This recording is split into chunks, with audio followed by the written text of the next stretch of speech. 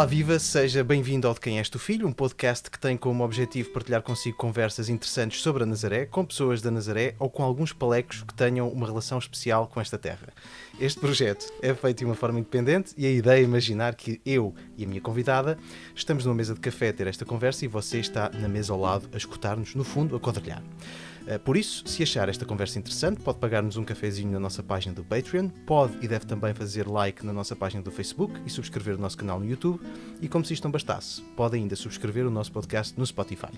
A minha convidada de hoje, eu tenho o imenso prazer de ter aqui, já há muito tempo que a ando a convidar para vir aqui, na verdade, mas vem na altura certa, eu acho, e por isso muito agradeço, é a doutora Doris Santos. Ela é a diretora atual do Museu Dr. Joaquim Manso. Coordenadora. Aqui na Nazaré, e falo desde 2009. É licenciada em História pela Universidade de Lisboa. Espero não estar aqui a dizer nenhuma asneira. Concluiu o seu mestrado na Universidade Nova e, mais recentemente, foi-lhe atribuído o grau de doutora com a tese Arte, Museus e Memórias Marítimas, Identidade e Representação Visual da Nazaré. Recentemente recebeu o prémio, já vai corrigir, não é? Mas eu já lhe passo a palavra. Recentemente recebeu o Prémio de Estudos em Cultura do Mar Otávio Lixa Filgueiras, instituído pelo Museu Marítimo de Ilhavo, que é eventualmente a distinção mais relevante neste âmbito particular das ciências sociais e humanas. Este mês está, infelizmente, para nós, na comunidade nazarena, de partida para um novo desafio profissional. Vai deixar o nosso museu e vai partir para o Lumiar, para o Museu Nacional do Trás. E se há coisa que eu sei é que nos vai deixar muitas saudades. Bom, de qualquer das maneiras, há muita coisa a saber sobre a Doris e é para isso que nós estamos aqui hoje. Mas a pergunta que se impõe, de facto, é só uma. Doris, de quem és tu filha?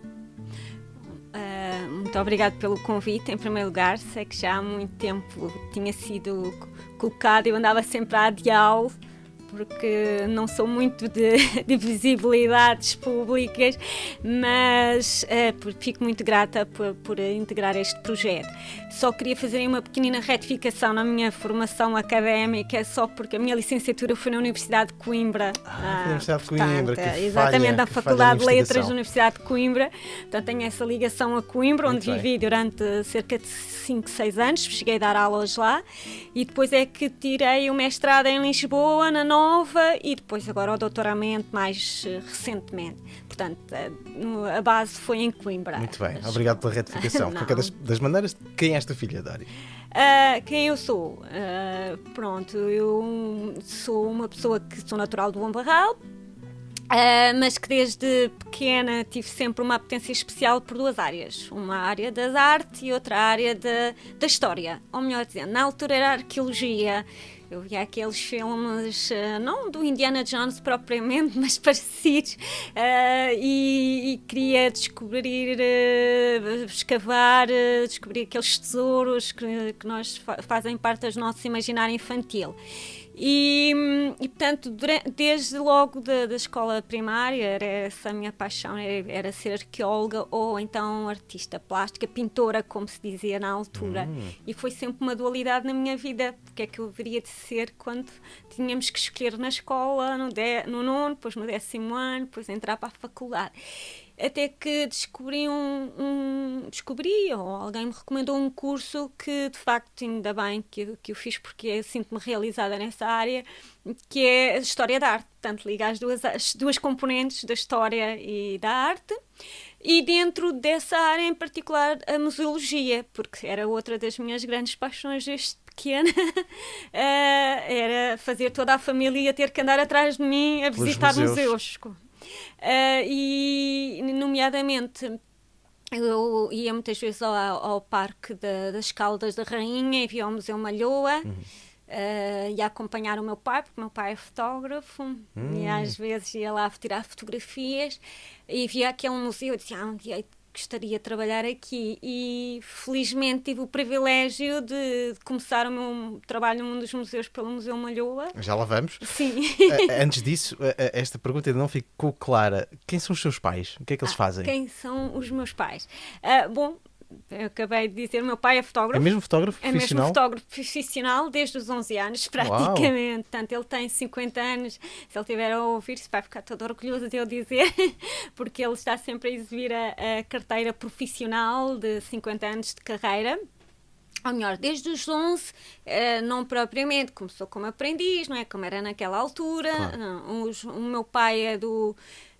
os meus avós eram da zona de Tarouca, Lamego, e vieram para a zona do Bom Barral, como muitas famílias vieram, na altura das vindimas e ajudar os trabalhos agrícolas, e portanto o meu pai ainda nasceu lá, mas depois com 9, 10, 11 anos veio toda a família para o Bom Barral e acabaram por ficar. Mesmo os meus avós.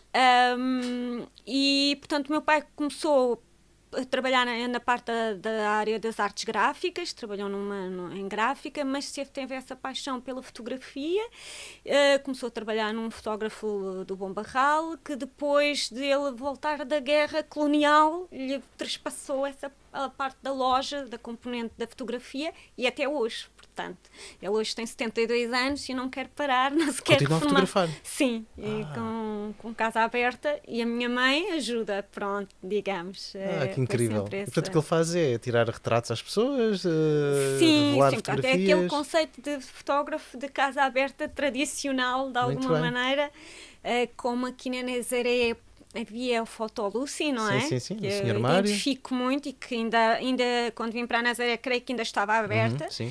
E que me preocupou muito, sinceramente, em termos do próprio espólio do fotógrafo, porque eu vejo pelo meu pai, que já é herdeiro de fotografias de chapa em vidro ainda do fotógrafo anterior, e portanto ele sempre conservou tudo, daí que talvez este meu gosto também pelo arquivo, pela biblioteca venha da parte do meu pai também. Eu passava os verões a trabalhar na loja, a ajudar a arquivar os negativos, a arquivar as fotografias, a organizar, e portanto esta parte de arquivo e de inventário também é algo que desde miúda me atrai, e sempre ajudei os meus pais nessa parte. E portanto era sobretudo essa fotografia de estúdio, de reportagem, exteriores, não é? E a Doris, quando era pequena, também tirava fotografias? O seu pai ensinou-lhe a fotografar? Sim, também fotografo, mas não posso me considerar uma fotógrafa. Mas ainda hoje estava a falar sobre isso num museu com uma colega, porque eu trouxe para fotografar uma obra que era preciso. Trouxe a minha máquina, mas desde que começou o digital não tenho uma boa máquina digital, sinceramente. Eu ainda sou do tempo das outras máquinas. Aliás, fiz um curso porque eu lembro-me de ver o meu pai a imprimir as fotografias a preto e branco no laboratório, e eu ia lá para dentro, a luzinha vermelha, não podes sair, ninguém pode entrar, e depois eu estava nas Caldas a trabalhar quando houve a possibilidade num ateliê de artes plásticas que lá havia de fazer mesmo essa formação, e eu fiz nas vésperas do início do digital. Portanto, eu conheço mesmo o processo em si da produção da fotografia e dos processos fotográficos tradicionais. Interessante. E aprendi a fotografar, portanto, com a máquina analógica, não é? Claro. Nós tínhamos de ver a abertura, a velocidade, de rolos, sensibilidades dos rolos. Depois, quando começou o digital, tudo mudou. Eu tenho uma história muito parecida com a sua, sabe? Porque eu também aprendia na altura do analógico, e depois, quando o digital apareceu, perdi completamente o gosto pela fotografia, que só voltou em 2015. Mas eu não estou aqui para falar de mim, eu estou aqui para falar de si. Mas, no fundo, o que me está a dizer é que a arte, de certa forma, esteve sempre muito presente na sua vida, mesmo na sua infância, não é? Porque, no fundo, ao fotografar, ainda que seja numa perspectiva puramente artística, mas a verdade é que esse contacto estava lá. Sim. Em primeiro lugar, tem irmãs? A Doris tem irmãos? Tenho uma irmã. Mais velha, mais nova? Só para mais perceber. velha é 1 ano, mas é que somos como gêmeas. Aliás, ok. Muita gente nos confunde. Sim? Eu acho que somos totalmente diferentes fisicamente, mas muitas pessoas vêm falar comigo como se fosse a minha irmã. Portanto, é mais normal eu ser confundida com ela. Okay. E eu percebo depois pelo tipo de conversa que não é comigo que quer conversar, com certeza. Mas pronto, voltando aqui à questão, a Doris passa a sua infância no Bom Barral. Sim. Que contacto com a arte é que havia no Bom Barral com arte, com história, para moldá-la dessa forma, a querer de forma tão cedo, segundo percebi, ao precoce, querer escolher eu história não sei ou arte. exatamente, não sei de onde é que terá vindo essa apetência, esse gosto. Talvez por um lado, porque sempre de facto vivi no mundo da fotografia. Fui criada, como se diz, na loja dos meus pais, no próprio berço, tenho fotografias na loja. Portanto, essa parte da componente artística da fotografia sempre fez parte de mim. Depois,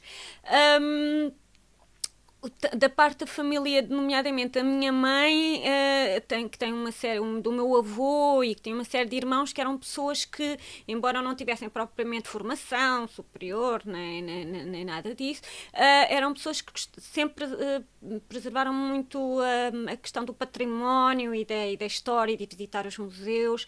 Depois portanto, toda a parte da família da minha mãe emigrou para muitos portugueses para a França, e ainda hoje conta na família as histórias do meu tio Albino, que ia visitar o Museu do Louvre e passava uma semana a ver o Museu do Louvre, e ele era também desenhador e fez a maquete da nova igreja do Bom Barral. Portanto, há aqui um traço artístico que vem e genético, que vem de ambas as partes da família. O meu avô também fazia muitos desenhos de brincadeira para nós, para mim e para os meus primos.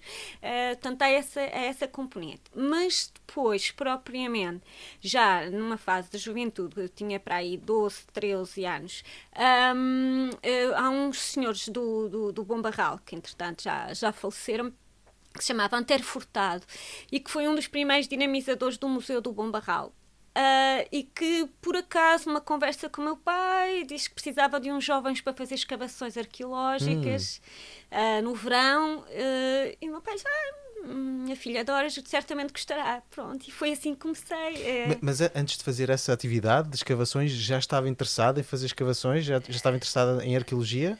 Não, tinha 12, 13 anos. Sim, eu estava interessada, já tinha interesse porque eu nessas sempre, áreas. desde com 8, 9 anos, já tinha livros sobre a história de Roma.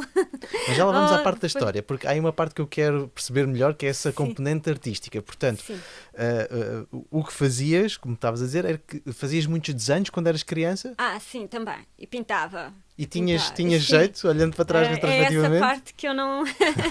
Não, porque eu... Vamos ver. Do ponto de vista técnico, eu sei pintar. Não é? E aliás fiz formação, e até mesmo quando estava no Museu Malhoa, frequentei aulas de pintura para saber pintar e conhecer as técnicas. Mas eu já antes, com 12, 13, 14 anos, prendas que recebia era de facto o cavalete, era até tubos de tinta, pincéis. Eu, em vez de ir ter com os amigos, ficava em casa a pintar. Portanto, tenho a casa cheia de... A minha mãe tem a casa cheia dessas pinturas infantis e juvenis. Depois fiz outras já numa fase posterior, mas nunca exponho nem mostro. Está tudo guardado no guarda-vestidos. Que pena. Isso é terrível. São tipo ensaios, mais explorações técnicas, e depois optei mesmo por não ir para a área das artes, porque acho que não conseguiria lidar com esse questionamento permanente que eu tenho, esta minha incerteza permanente. Conheço tão bons artistas, nunca irei chegar a esse patamar, e então prefiro não arriscar. Mas a Doris sabe que muitos desses grandes artistas também tiveram exatamente esse síndrome de impostor, não é? Portanto, quem sabe... Bom, de qualquer das maneiras, não sei se perdemos uma grande artista plástica, ganhámos... Talvez não, porque eu, mais do que artista plástica, penso que, como eu digo, noutra vida, se tiver possibilidade, gostaria de ser ilustradora. Pronto, é essa parte eu gosto particularmente, a ilustração. E continua a exercer... Faço alguns bonequinhos, como se diz, e toda a gente já me conhece. Doris, faz um bonequinho para aqui, faz um bonequinho para algumas associações, instituições, amigos para oferecer nos anos, o postal, faz-me um postal disto, faz um postal... Mas são coisas também particulares. Muito bem, vamos voltar a esse episódio. Portanto, a Doris tem 13 anos, é pedido para escavar alguma coisa no Bom Barral, o quê? Sim, era um castro. O castro de São Mamede, portanto, que é fica uma aldeia do concelho do Bom Barral, e era preciso voluntários e eu consegui arrastar atrás de mim mais uns 5 amigos, fomos todos voluntários, miúdos, não é? Ver o que era escavar, claro, com um arqueólogo, foi o arqueólogo, o Dr. Lugero, um técnico da Câmara, o Sr. Antério Furtado, porque esse cacho já tinha sido identificado nos anos 60, 70, mas depois era necessário fazer uma nova escavação. Isso foi no primeiro ano, correu tão bem que depois fizemos mais 2 ou 3 verões até ir para a faculdade. Íamos sempre todos os verões, depois já éramos um grupo de 15, íamos de autocarro, portanto foi ganhando uma complexidade. Uma dinâmica grande, sim. Não é? E foi aí que eu descobri que não queria ir para a arqueologia. Pois era isso que eu lhe ia perguntar, porque nós temos essa ideia romantizada do Indiana Jones, o arqueólogo, mas depois aquilo na verdade é um bocado mais seca do que parece, não é? Era um trabalho muito duro. É muito duro? Muito duro. Fisicamente? É a parte da escavação. Nós fizemos escavações, depois era do período pré-histórico e eu era fascinada pelo período romano. Não, só encontrávamos conchas, pontas de seta, cacos, portanto, nenhuma peça assim composta, não é? E depois era um trabalho de facto duro do ponto de vista físico, estar ao sol, escavar, muita minúcia, muita paciência, depois com pincelinho a limpar, isto na parte da escavação, porque depois há uma parte posterior que é feita já em contexto de museu ou de laboratório, de lavagem dos cacos, de identificação dos objetos, isso já é outra parte científica. Portanto, nós trabalhávamos apenas na escavação. Mas no último ano, em particular, o arqueólogo Dr. Lugero lá descobriu que eu tinha jeito para desenhar e colocou-me a fazer o desenho arqueológico do Castro, do Castro da Colombeira. Era outro ao lado, que já estávamos a escavar. E, em papel milimétrico, todas as pedras. Foi mesmo um trabalho muito árduo. E eu, não, talvez não seja bem a arqueologia que me esteja a seduzir, mas é realmente a história da arte e os museus e poder trabalhar num museu. Já vamos aos museus. É porque eu tenho muitas perguntas ainda sobre a questão da escavação, perguntas naturalmente de nabo, mas uma das coisas que eu nunca consegui perceber muito bem quando se está a fazer uma escavação, e talvez a Doris possa aqui esclarecer, como é que se consegue distinguir aquilo que é o barro daquilo que é um caco, por exemplo? É difícil, Pronto, não é? Essa era outra questão. Ao final de um dia de trabalho, eu e os meus amigos, ainda hoje contamos essa história entre nós. Ali toda a tarde, nós muito contentes, tínhamos reunido uma série de cacos e de pontas de seta e tudo. Depois passa-se por uma área que se chama o crivo. Portanto, pensando eu que as técnicas ainda não evoluíram muito, que isto já tem algum tempo. E, portanto, nesse crivo colocam-se esses vários pedaços do que se vai encontrando. Depois é feita tipo uma peneira, não é? Em que separa a parte da terra propriamente do objeto em si. E depois chamávamos o arqueólogo, e o arqueólogo chegava lá e dizia, isto interessa, isto não interessa, isto interessa, isto é lixo, isto não assim. interessa. E nós, então afinal não, pensávamos que tínhamos feito aqui um grande achado. Porque de facto há partes que não interessam também porque já é demasiado fragmento, já traz pouca informação, já é repetitivo e que não é necessário estar a reunir, porque isso é um dos grandes problemas da arqueologia. É que basta fazer como foi aqui na Nazaré, se fez esta nova estrada, como é que se chama, um viaduto que passa por cima. Descobriram um concheiro, não é? E são 19 contentores com conchas e no meio desses 19 contentores lá há algumas peças interessantes que hão de vir um dia para o museu, mas portanto a arqueologia vive muito disso, da repetição das peças, mas depois é o outro trabalho do arqueólogo dessas peças serem importantes para contextualizar o período em estudo, não é?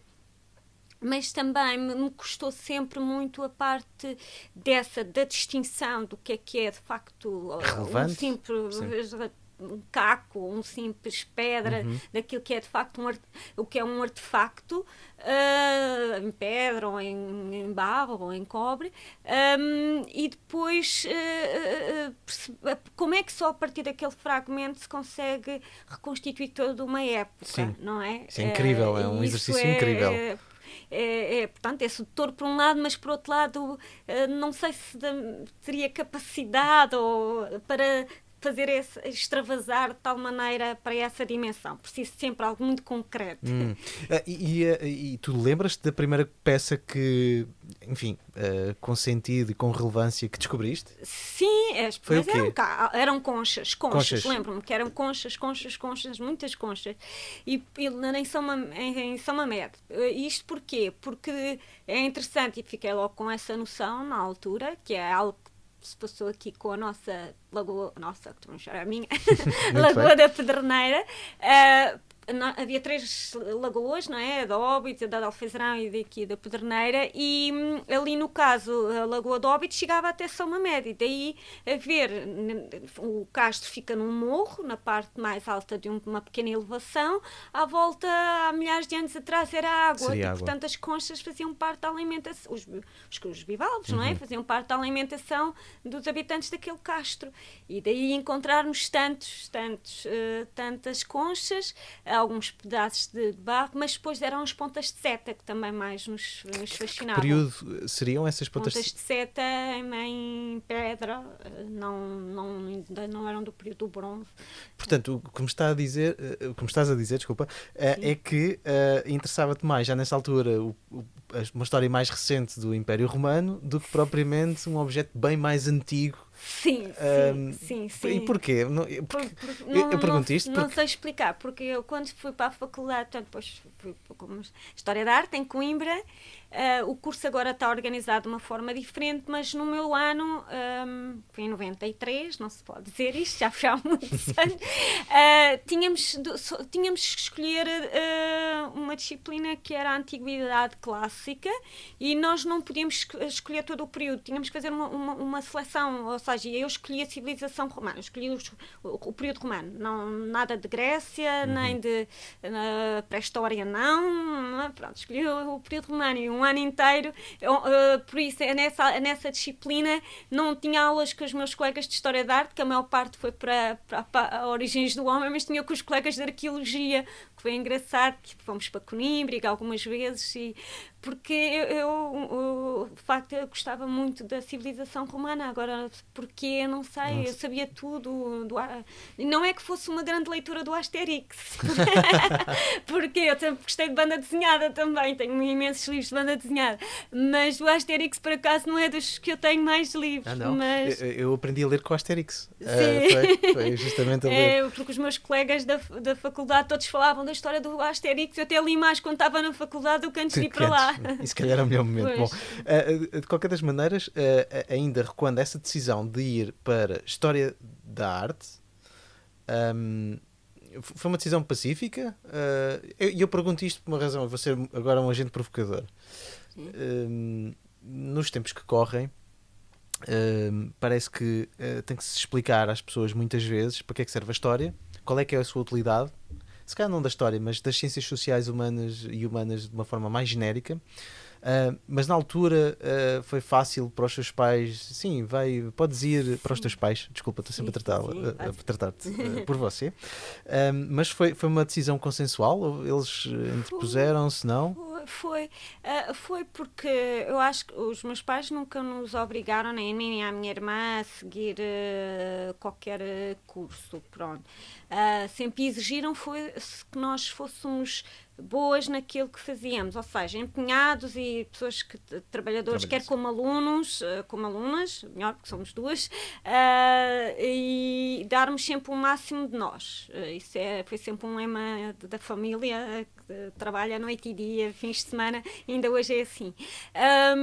Mas nunca de canalizar propriamente para que área?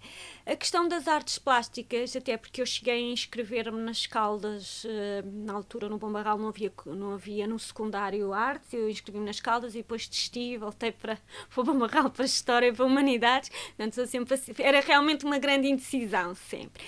E era mais essa indecisão que os meus pais tinham algum receio, lembro-me perfeitamente e confesso, porque achavam que eu poderia ficar de alguma maneira sempre insatisfeita. Sim, ali ou é meio por ir caminho, para uma não é? área ou para outra, e pensa bem, vê lá, não, certeza não deixa. Embora eu achei que ao ir para a História da Arte poderia continuar em termos artísticos, claro que depois não foi com a mesma força, depois deixamos de ter tempo a desenvolver essa componente artística, mas a parte do património e da história teve de facto mais relevância. Mas eu também era muito boa, aqui, modestamente, falando na área das ciências e da fisicoquímicas, e tinha notas altas, e eu lembro-me perfeitamente a minha professora de História num ano dizer assim: Doris, porquê é que tu vais para a História? Porque ninguém vai para a História. Isto não dá futuro nenhum. Porque é que não vais para Ciências? Tens excelentes notas. Mas eu não quero Ciências. Eu detesto Biologia. Eu não gostava de Biologia. E o meu cunhado é biólogo, ele sabe. E Biologia não gostava de Biologia, mas gostava da parte de Química. Sempre gostei muito da parte de Química.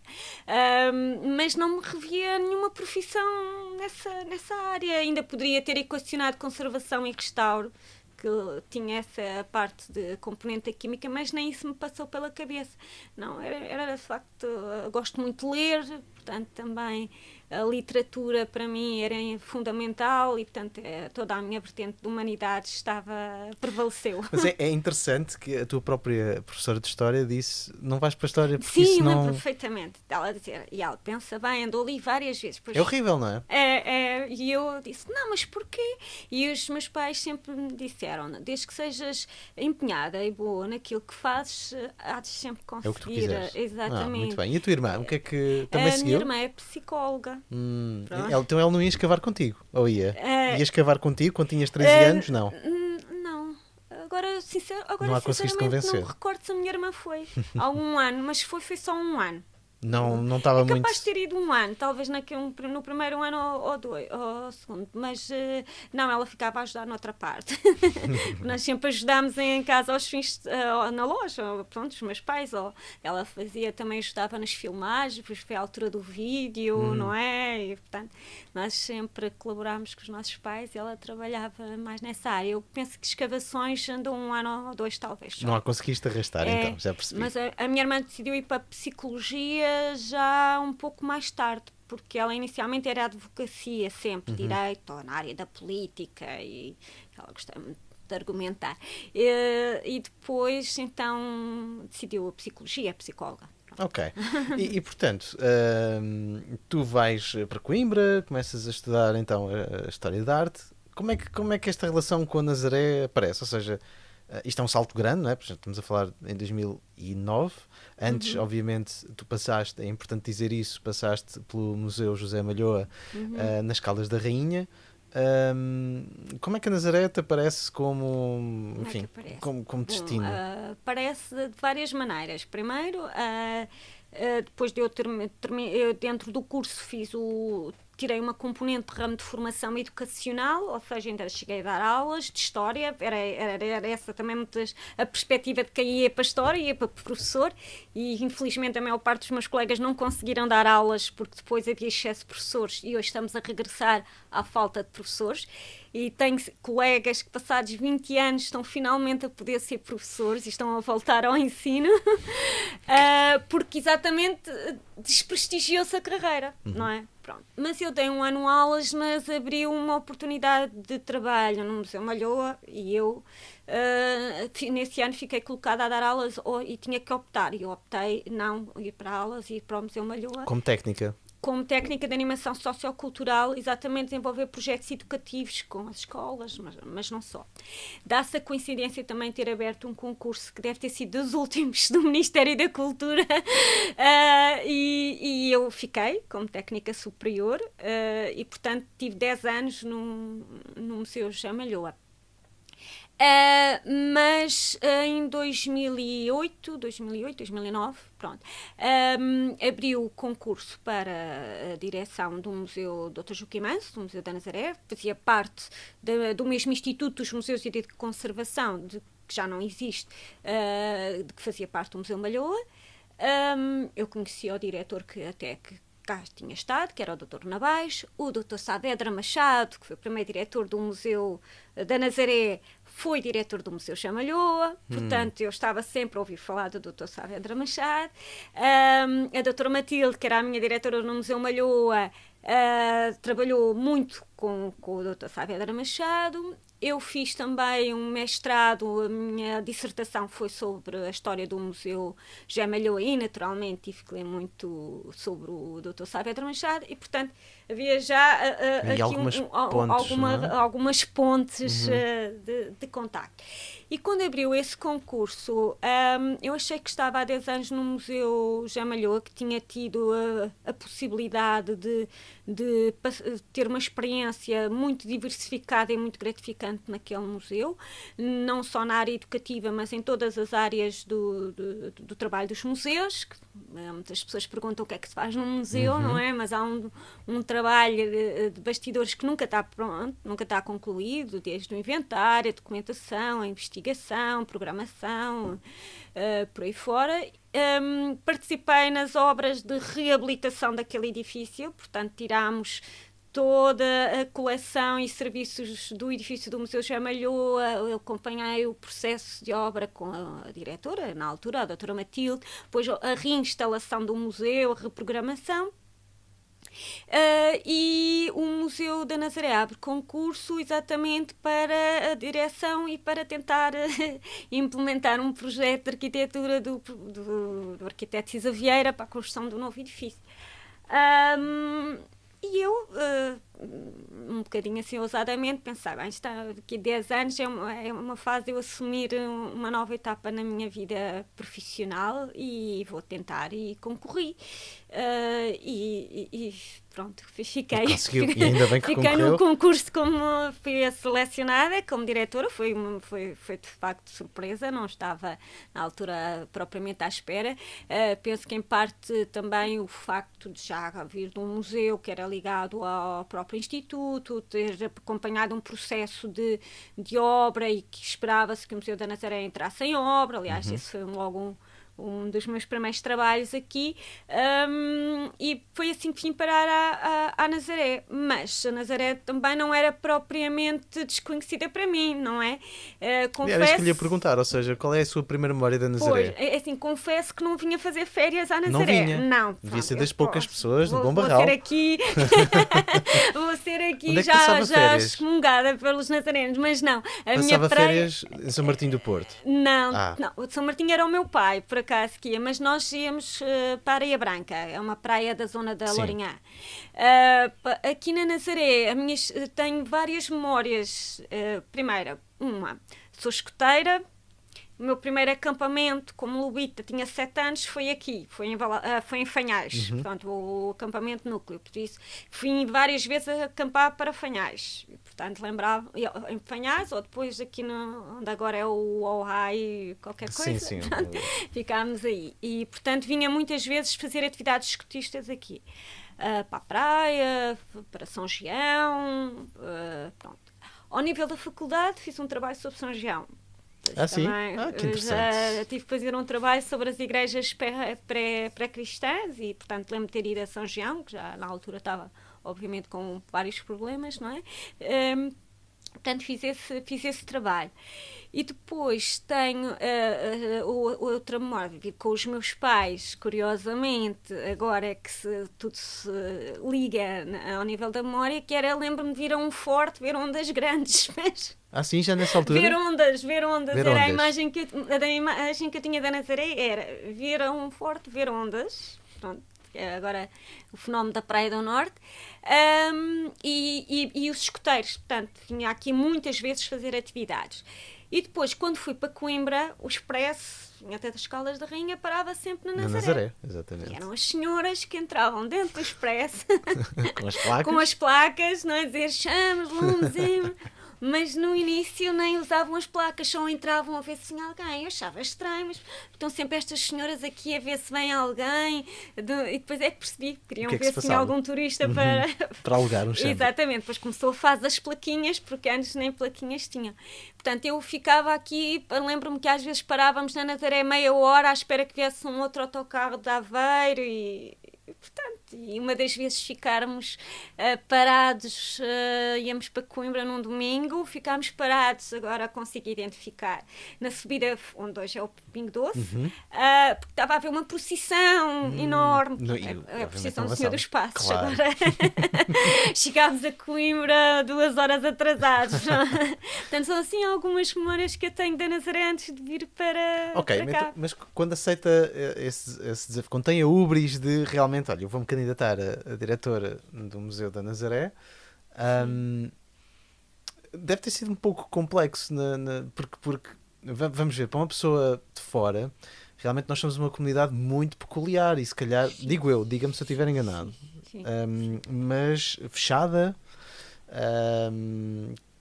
que olha para o exterior de uma forma muitas vezes não muito positiva. Sim. Quando concorreste para a Nazaré, isso passou-te pela cabeça, ok, eu vou ter que entrar numa comunidade, vou ter que interagir com uma comunidade que não é mais fácil, eventualmente? Não tinha a mínima noção disso. Não te passou pela cabeça? Não, porque tinha muito aquela noção do... nem pensei na comunidade propriamente, pensei no trabalho museu, pronto. Mas o museu não se pode desligar da comunidade, Sim, não é? No trabalho que vinha fazer para o museu. Obviamente que com ligação com a comunidade, aliás, foi sempre, não nessa questão de se é uma comunidade difícil, ou se a equipe é difícil, ou sinceramente não equacionei nada disso, equacionei o projeto que viria, e eu tinha outra memória também, bastante presente da Nazaré, e lá está a questão da fotografia mais uma vez, que era do Álvaro Laborinho, porque já tinha vindo aqui algumas vezes ao museu, nomeadamente quando foi a exposição e o lançamento do livro O Álbum O Mar, do Álvaro Laborinho. Já tinha o livro em casa e oferecido várias vezes antes de vir para a Nazaré. Portanto, já era fascinada pelas fotografias do Álvaro Laborinho antes de vir para cá. Portanto, era esse lado, e também a parte artística, porque o Museu Malhoa tem uma coleção riquíssima de pintura sobre a Nazaré. Várias atividades que eu fiz no Museu Malhoa em torno de pinturas da Nazaré. Uma delas, ainda me lembro das primeiras atividades educativas que eu fiz, chamava-se o mar, a pesca e já não lembro a outra palavra, que era só pinturas sobre a Nazaré. Portanto, no fundo, toda essa... Sem saber que um dia vinha parar à Nazaré, como eu digo, sem saber que um dia vinha parar à Nazaré. Toda a tua história aponta, dá-te ali várias pistas que te encaminham para aqui, não é? Vinha parar ao mar, porque o mar para mim é muito importante também. Eu estava no Museu Malhoa e já várias vezes desafiava os colegas de trabalho, sobretudo no verão, vamos almoçar à Foz, ou vamos almoçar, preciso de ver o mar, sempre precisei muito de ver o mar, sentia muita necessidade de ver o mar. E acho que isso é das coisas que agora mais vou sentir falta quando sair da Nazaré, é de não ver o mar todos os dias. E portanto essa componente do mar também me fascinava particularmente, mas tinha uma grande, sempre achei que vinha para um museu que não seria um museu só de arte, como era o museu em que eu estava, e portanto iria ser um desafio, mas que tinha uma coleção de arte e que eu poderia vir a ser útil nessa parte. E depois eu sempre encarei os museus numa perspectiva social e de facto educativa, não é? De ligação com a comunidade, mesmo estando no Museu Malhoa, num museu de arte, nunca trabalhei só com artistas ou para artistas. Fazíamos idealizei, programei e implementei vários projetos de componente social e com a comunidade. E portanto, quando cheguei aqui à Nazaré, ainda fiquei mais deslumbrada com essa possibilidade de que maneira a comunidade era fundamental naquele museu, como o museu respirava a comunidade, e que bastava, e que afinal essa hostilidade inicial, quem é esta paleca, a primeira palavra que aprendi logo no início. Era isso que eu ia perguntar, exatamente. Esta paleca que vem para aqui, que não é de cá, e porque é que sabe sobre o nosso museu, o que é que sabe sobre a Nazaré, portanto, muito esse tipo de comentários no início. Típico. Eu sei, não é? Mas eu disse, não vou saber bastante, ainda vou, porque foi sempre isso que eu sempre fiz muitas questões, e tenho que agradecer imenso, se me estiverem a ouvir, à equipa do museu, a maior parte agora já aposentada, porque eles sabem que eu sou chata, eu faço muitas questões, estou sempre a perguntar, e para que é que isto serve, porque é que é assim, porque é que não é desta maneira, e de onde é que vem essa expressão, e portanto foi à base desse sempre questionar a partir da equipa do museu, do que eles conheciam, de ok, não sabemos, não conhecemos, não temos informação sobre este objeto, então vamos perguntar, lá vamos nós fazer entrevistas para a rua, e íamos com o telemóvel, com a máquina do museu pequenina, com o que quer que fosse, com o gravador, bloco de notas, portanto sempre foi uma perspectiva de ver o museu, construção com a comunidade. Portanto, essa foi a estratégia que arranjou, no fundo, para ultrapassar esse impacto inicial de ser vista como uma pessoa externa, ou uma paleca, não é? Sim, no museu. Essa postura de humildade, de fazer as perguntas, de realmente, se não sabe, vamos perguntar e vamos investigar, não é? Sim, e porque eu lembro-me que eu vim em março, e havia uma iniciativa que nós mantivemos até agora, que é o objeto do mês, mas eu achei, não, um objeto do mês, se eu expor um objeto, isso não pode ser, eu quero algo mais, eu venho aqui como visitante, eu não sei o que é que esse objeto é. Era mesmo essa a questão. Portanto, eu quando não vou só expor o objeto, vou tentar saber algo sobre isso. E eu vim em março e lembro-me que em abril, logo o primeiro objeto que fizemos era a banca, portanto uma caixa de paz. E então o objeto esteve exposto, mas fizemos um jogo da banca com a Universidade Sénior que estava a começar na altura, fizemos a história toda sobre o jogo, ficou registado no museu, portanto foi desde logo esse trabalho de não temos informação aqui registada, vamos procurar. Depois em maio, portanto no espaço de 3 meses, nem tanto, organizámos uma exposição sobre o Círio de Nossa Senhora da Vitória. Começaram a dizer, um Círio que passa aqui, mas que Círio é esse? É o Círio... Espera aí, vamos fazer. Então, de repente estávamos a entrevistar não sei quantas pessoas, tínhamos tantas fotografias, tanta informação, e naquele museu minúsculo conseguimos colocar tudo. Tivemos uma noite dos museus cheia de pessoas, os próprios juízes do Círio desse ano foram animar a noite dos museus, e portanto acho que modestamente, de uma forma assim bastante rápida, ultrapassei essa fase. Sem dúvida, e isso é altamente notável por toda a comunidade, que é, fez uma coisa que eu acho que é incrível, que é, vou-te tratar por tu, desculpa, mas o meu respeito por ti é tão grande que é difícil eu sair daqui, mas é uma coisa com quem eu vou falando realmente reforça um bocado esta ideia, que é a ideia de que o museu antes da Doris era um museu ligeiramente afastado, para não dizer completamente afastado, da comunidade, e a Doris conseguiu de facto trazer a montanha ao Maomé. Foi abrir à comunidade, incorporá-la, dialogar com ela e fazer um museu para ela também e com ela. E isso... Eu quero dizer, eu reconheço isso, mas também deixo aqui muito honrado, tenho que dar um reconhecimento à equipa do museu que já estava e que criaram um museu, e esse trabalho de ligação com a comunidade desde sempre houve, e de recolha. O que eu acho é que teve uma escala diferente. Não havia divulgação. Teve uma escala, sim, uma visibilidade diferente. Pronto, a visibilidade cá para fora desse trabalho, e que eu tentei o máximo fazê-lo, para já, porque vim também numa altura em que pudemos começar a usar as tecnologias, mas eu cheguei, o museu não tinha um site, eu tinha programado o site, o museu malhou, e eu disse, mas como é que eu comunico com as pessoas? Então, telefonei para o instituto do qual fazíamos parte, posso ao menos fazer um blog. Pode, então pronto. Começou assim o blog do Museu Dr. Joaquim Manso, que ainda continua online. E esse blog não era simplesmente um blog de divulgar, não, vamos criar secções. Um fica responsável pelo objeto, um por recolher frases, um por divulgar um livro do museu, outro por divulgar um objeto da loja, um por divulgar uma atividade educativa. Toda a equipa, felizmente na altura, quando eu cheguei, que ainda éramos bastantes, e diziam, mas preciso de tanta gente. Claro que é, porque todos, esse trabalho que já era de alguma maneira feito, mas não tinha visibilidade. Pronto. Exatamente. E depois também como metodologia, que se calhar antes era esporádico, e eu assumi como metodologia. E não ser só um pontual, mas também deixar registro desse trabalho com a comunidade, que era algo também que não acontecia tão, numa ponto de vista, de uma forma tão sistemática e que é fundamental ao nível do inventário, que é, nós vamos recolher, mas essa informação tem que ficar registada ao nível do que nós, de museu de linguagem técnica, chamamos de um inventário, porque quando eu pego nesta garrafa e vou à ficha de inventário desta garrafa, tenho toda a informação lá reunida sobre ela, e antes não acontecia tanto isso. Portanto, fizemos um trabalho imenso nos primeiros anos que eu cá tive de inventário, de organizar as coleções, de fotografar, de registar. Lá está, eu vou perguntar, esta senhora doou a peça, quem é essa senhora?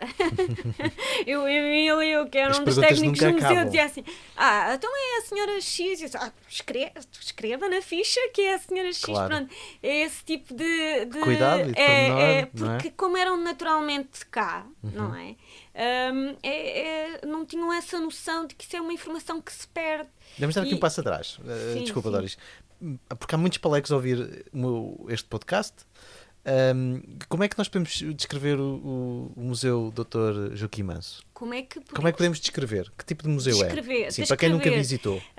Pronto, isso é uma grande discussão, ou seja, que merece análise e merece reflexão, porque podemos ter vários entendimentos sobre o mesmo. Algo que me interessei sempre foi sobre a história dos museus e, portanto, quando vim para cá, investiguei ao máximo a história do próprio museu. Aliás, não sei em que ano foi, mas comemorámos os 35 anos do museu.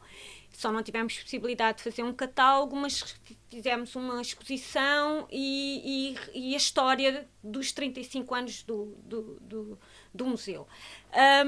E isso me permitiu-me refletir como é que se chegou ao Museu Etnográfico e Arqueológico do Dr. Joaquim Manso. Tem este nome complexo. E se calhar podemos começar por aí. Quem é que é o Dr. Joaquim Manso? O Dr. Joaquim Manso. Sei que era um jornalista do Diário de Lisboa, salvo erro. Exatamente. Mas pode explicar-nos. Sim. Vamos começar por aí, se calhar. Vamos começar a desmontar a história do museu. Ficamos aqui 2 horas de conversa. Não podemos, infelizmente. Mas pronto. Ora, a primeira ideia de existir um museu na Nazaré, uma ideia muito remota, é atribuída a um senhor que é o António Montes, que era diretor do Museu Jamelhoa. Lá está. Portanto, os mundos aqui estão unidos. Em 1943 ele faz um artigo que se chama Museus Regionais, já defendia a regionalização, o regionalismo, como dizia-se na altura, e para a Nazaré ele via um museu da pesca. Pronto. Isso assim como para Peniche Museu de Renda de Vilros, que é interessante, que também tem finalmente, as escalas um museu da cerâmica. Portanto, era uma pessoa muito visionária e muito interessante. Mas não é que era uma ideia apenas. Nos anos 50, através da Liga dos Amigos da Nazaré, que é criada em 56, começa a ganhar forma a ideia de criar um museu na Nazaré. E uma das primeiras pessoas a escrever sobre isso é exatamente um artista, que é o Abílio de Matos e Silva, que tinha vivido aqui na Nazaré nos anos 30 e que foi muito responsável por uma criação de uma determinada imagem artística, algo padronizada e folclórica e estilizada da Nazaré. Mas isto era de alguma maneira uma elite intelectual que existia na Nazaré, da qual protagonizada por esses membros da Liga dos Amigos da Nazaré, que achavam que a Nazaré estava a mudar muito, a modernizar-se, perante a influência estrangeira e o turismo, o que é extremamente Uau. interessante. É muito interessante ler o que eles Estamos a falar de escrevem que nos ano? anos 50. Anos 50. E escrevem, nomeadamente, nesse boletim Nazaré, da Liga dos Amigos da Nazaré, que é muito interessante de ler, porque se vê o pensamento que eles têm sobre... Temos que preservar a Nazaré.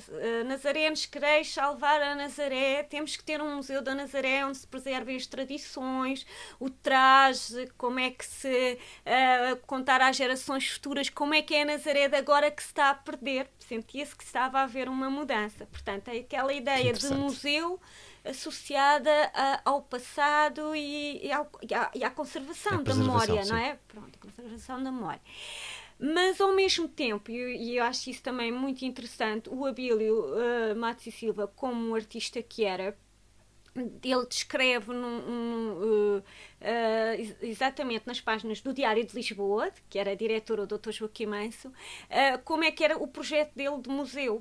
E contemplava nesse projeto o chamado Museu de Artistas, onde haveria ateliês para os artistas que queriam vir à Nazaré pintar, porque a Nazaré já era muito frequentada desde os anos 20 e 30 por pintores e depois pelos fotógrafos, e portanto ele queria um museu que tivesse duas componentes. Por um lado, uma recriação da cabana dos pescadores, dessa vida mais etnográfica, e por outro lado, um museu de artes que tivesse um ateliê para os artistas se instalarem, pintarem e fazer exposições. Que incrível!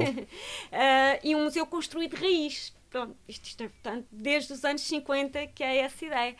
Mas, de facto, as dificuldades foram sendo várias. Não havia o Eurico Castro e Silva, que é outra figura também aqui da Nazaré, que também começa a colaborar nesse projeto. Depois junta-se o Eduíno Borges Garcia, que é quem descobre a identificação Geão, e portanto o projeto vai evoluindo desse museu apenas artístico e algo etnográfico para também ter uma componente arqueológica.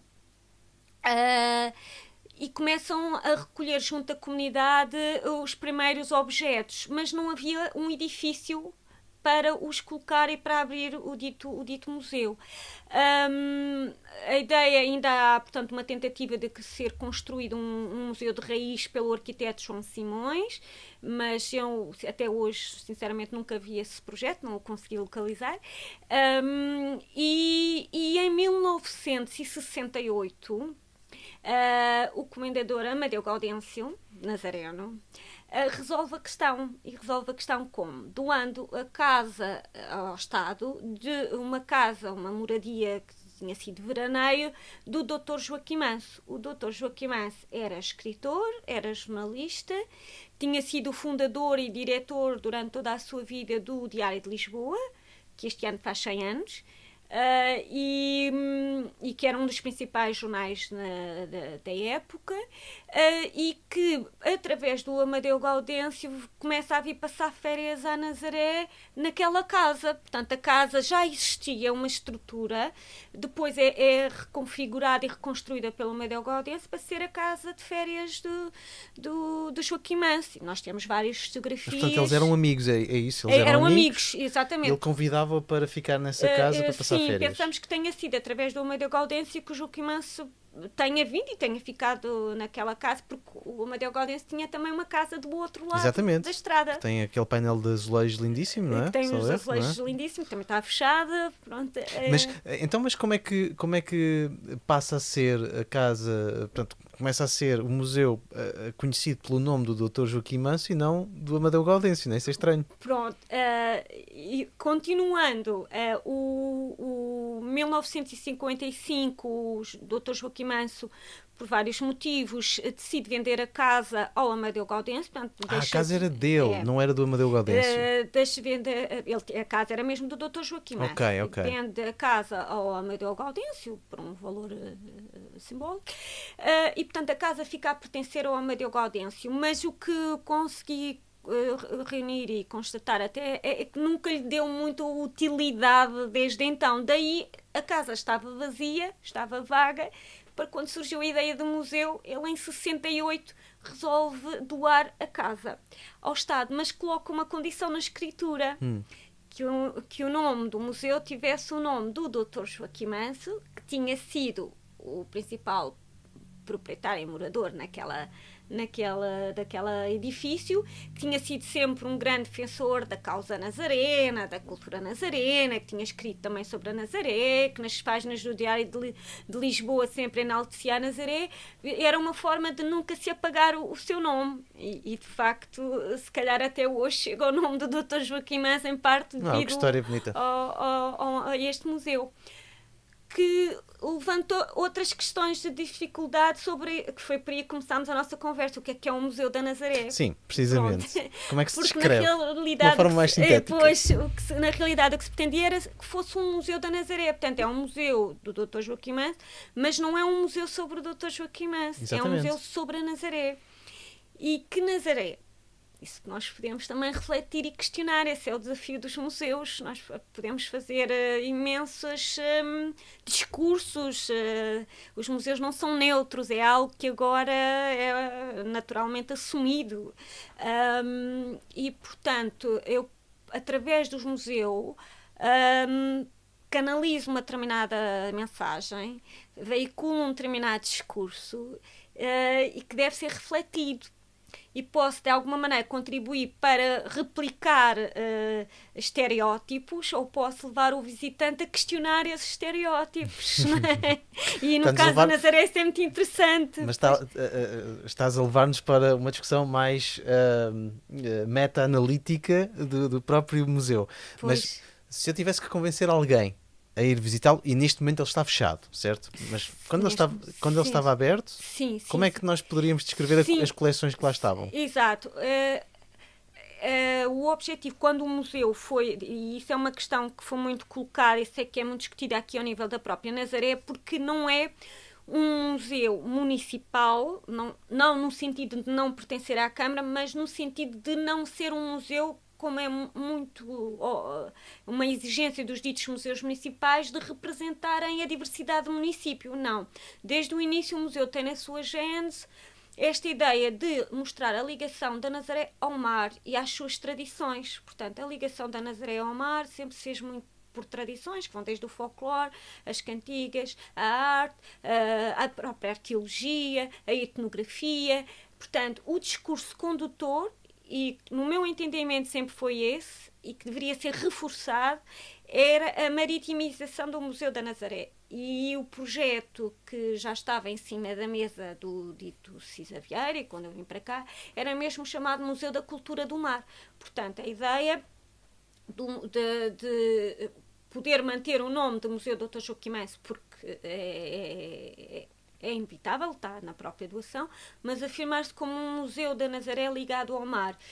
Não que nós não tenhamos consciência de que a história da Nazaré passe, e a identidade da Nazaré passa muito para além do só o mar, mas aquele museu, o objetivo é o que conta, o que deveria contar, e o que as suas coleções lá estão para o fazer, é contar essa ligação ao mar. E é sempre isso que nós temos de trabalhar. Esse é o fio condutor. Então, mas vamos agora tentar, assim, de memória, passarmos um bocado pela coleção permanente, que começa na pré-história, na verdade. Sim. E eu tenho uma pergunta aqui de curiosidade. Começa antes. Começa antes? Começa antes. Temos uma coleção geológica muito, muito grande e, portanto, começa há milhões e milhões de anos. Mas permite-me focar aqui nesta parte da pré-história, pela qual tenho imensa curiosidade, e também partilho a curiosidade que tens com parte do Império Romano, e sobretudo gosto mais da Grécia, mas qual é que é a peça mais interessante que nós temos lá da pré-história, por exemplo? Do ponto de vista arqueológico? Bom, isso é difícil, não é? Há de facto uma pecinha que é uma dama romana, que eu acho que é muito, muito bonita pela sua diminuta dimensão, mas como em si conseguir concentrar já todo um trabalho artístico, e portanto há uma série de peças que são encontradas onde? Nos limites da antiga lagoa, sobretudo, ou no espaço da antiga Pedreneira, e portanto que mostram que a ocupação deste território que hoje chamamos Nazaré, já desde os tempos pré-históricos, em torno dessa dita lagoa da Pedreneira. O museu, aliás, nos anos 70, participou em várias escavações, na Torre Dom Framonte, em São Gião, e portanto, do ponto de vista arqueológico, também temos alguns fragmentos frisos da Igreja de São Gião, que para mim são também muito significativos, e aliás que são dos objetos que também mais atraíam o visitante, porque remetiam para uma igreja que era das mais antigas, e que é das mais antigas da Península Ibérica, não é? E que nós, de facto, temos alguns fragmentos e outros encontrados nas escavações arqueológicas que o museu realizou nos anos 70 em São Gião. Eu tenho montes de perguntas da história,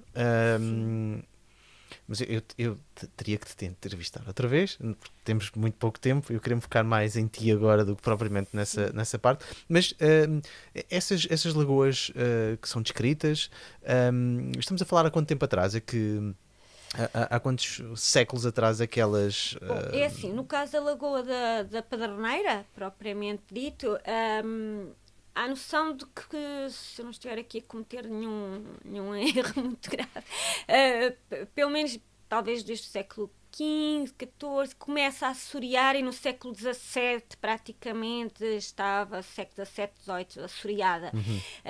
Portanto, e em parte esse assoreamento, o desaparecimento da lagoa não será devido propriamente devido a um recuo do nível médio das águas do mar, que há muito essa tendência de dizer isso, mas exatamente por um assoreamento que poderá ter sido acelerado pela ação dos monges Cister, dos monges da Alcobaça, porque esta nossa região era uma região de paús, era uma região de mato, e foi convertida em zonas agrícolas, não é?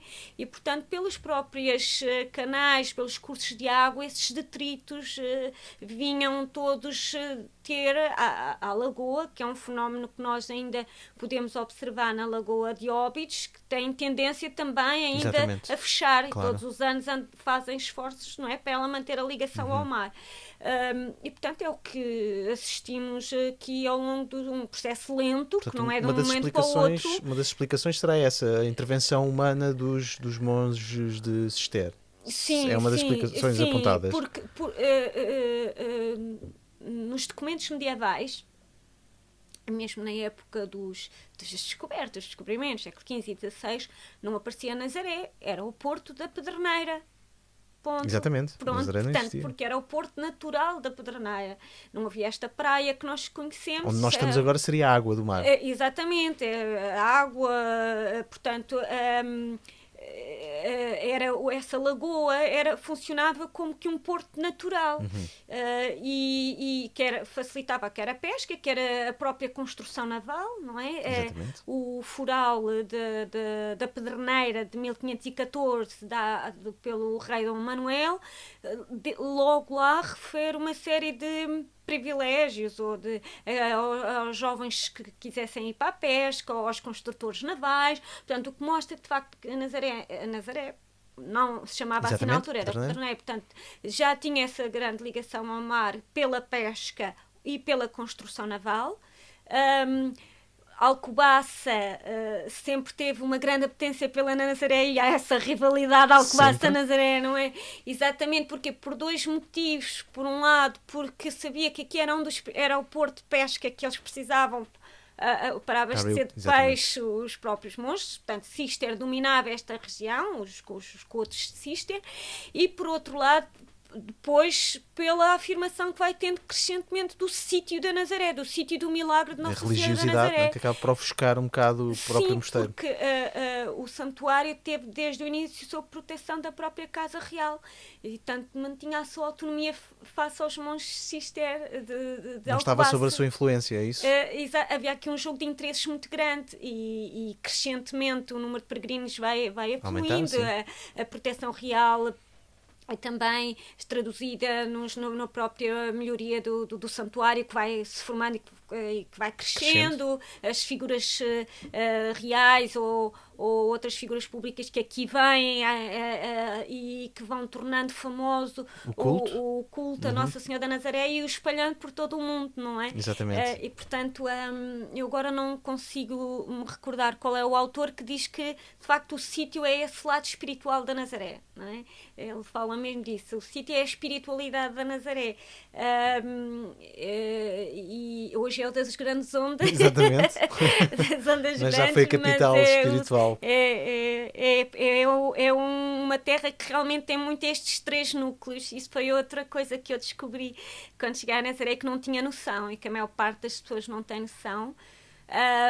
E que lidava com uma equipa que uns eram da praia, outros eram do sítio, a Pedreneira já não é Nazaré, ou então o Valado nem pensar nisso. Então, e quem mora ali agora no Camarção ou no Calhau é o quê? Já são completos palecos.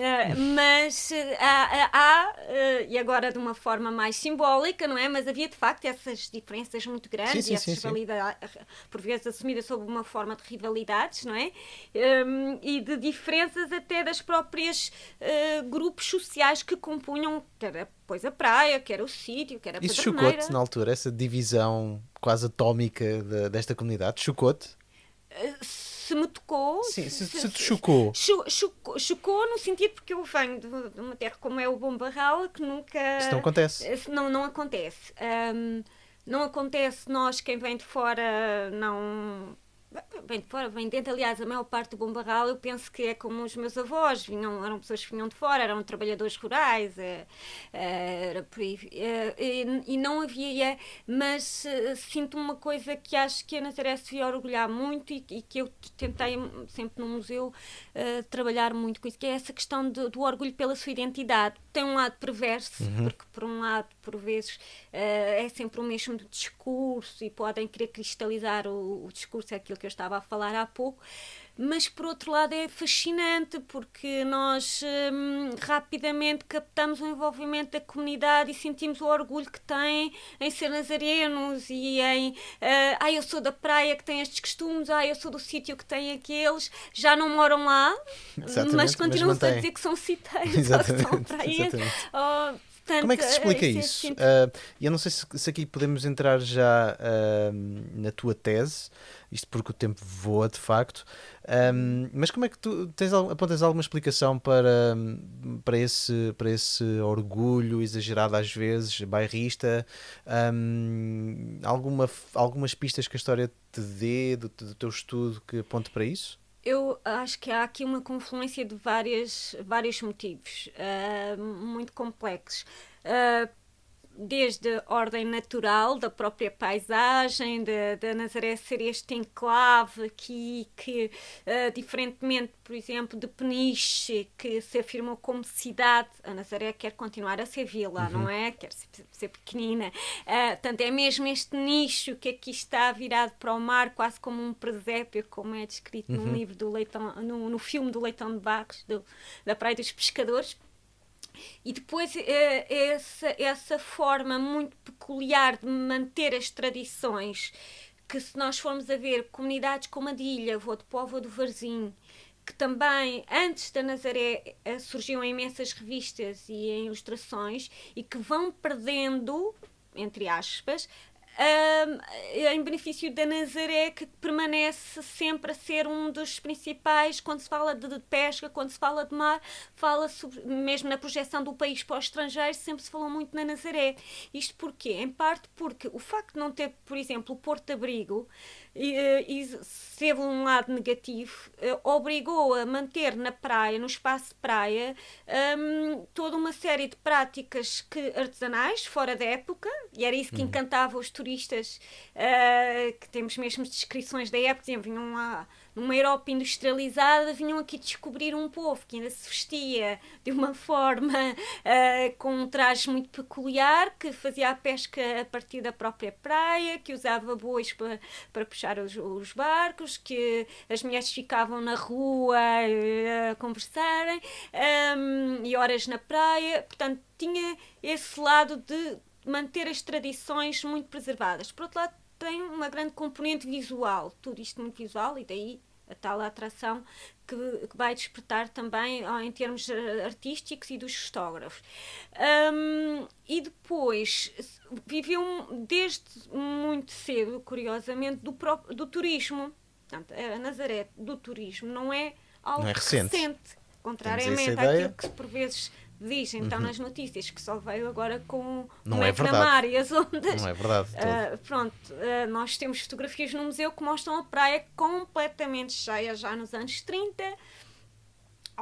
Nos finais do século XIX, princípios do século XX, quando começa a haver o despertar do interesse pela praia de banhos, associado ao lazer, mas sobretudo aos benefícios que trazia para a saúde, porque a descoberta do mar e da praia é algo do século XIX, em termos sociais, recente. É muito recente. Antes era um mundo de trabalho, era um mundo dos pescadores, era o mundo de quem imigrava, da partida de chegada, não era para a burguesia, não era para a nobreza. Portanto, isso é algo que surge nos finais do século XIX.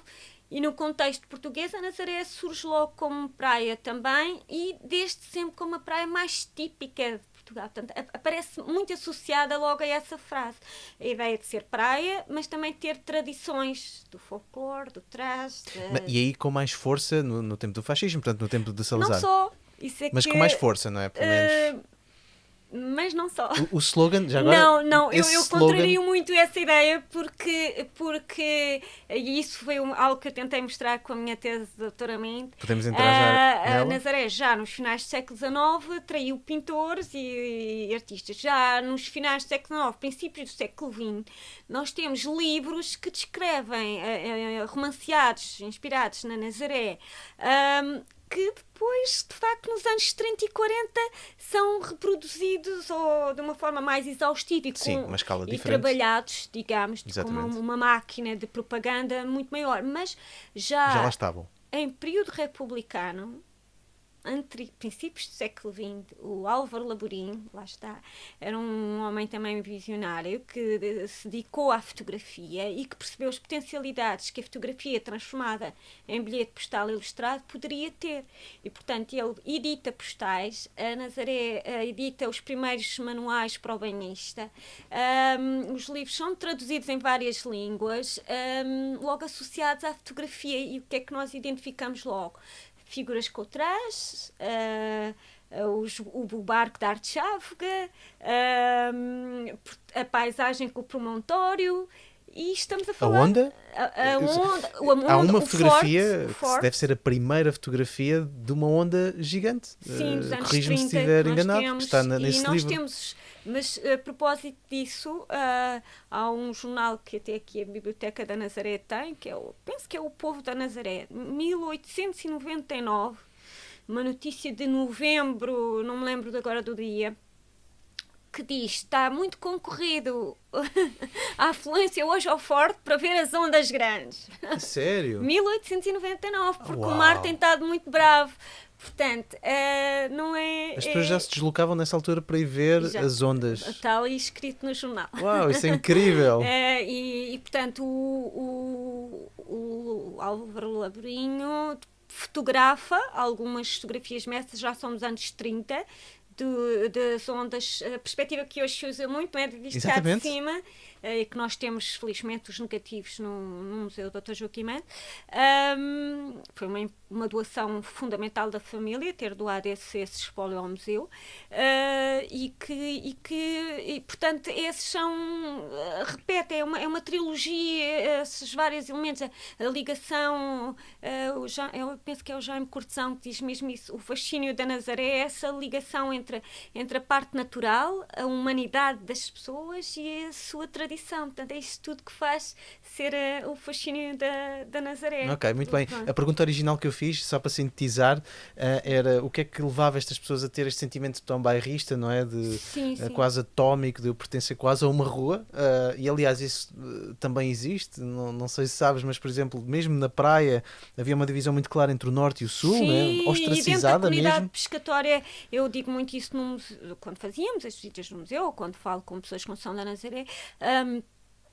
Não há pescadores, ou seja, os pescadores, não é? De uma forma geral. Mas dentro dos pescadores há imensas divisões sociais, conforme tinham um barco, não tinham um barco, tinham redes, não tinham berros, moravam a norte, moravam a sul, moravam nos caixins, moravam em cabanas, e ainda hoje nós sentimos isso. O meu avô foi o maior pescador, sim, foi o dono da traneira, foi o dono das redes, ninguém pescava como ele, portanto, todas as pessoas têm esse orgulho, e isto remete mais uma vez para a questão que eu queria dizer e que há pouco me esqueci, que tem a ver com o facto de há muito lidar com o turismo, ou seja, esse lidar com o outro, com o ter que se mostrar ao outro, que é o turista que vem de fora. Se por um lado poderia ter desvirtuado a Nazaré por haver influências culturais, não. Reforçou, teve o efeito contrário. Funcionou ao contrário. Cada vez tenho mais orgulho nestas tradições, vou mantê-las, vou preservá-las, porque é isto que o turista gosta. E nós sentimos isso ainda hoje muito lá em cima, por exemplo, no sítio, com esta questão da onda. Eu apreciei imenso, como observadora, simplesmente, não é um estudo que tenha feito, as senhoras que vendem pevidos e tramoços, não é? Todas forraram as suas bancadas com lonas, ao lado do McNamara da prancha de surf, mas do outro lado vestidas à Nazaré nas suas tradições. Portanto, sempre esta ligação de nós temos a maior onda, mas temos um traje que ainda é vivo, portanto, temos as nossas músicas, temos as nossas tradições e que vamos continuar a ter.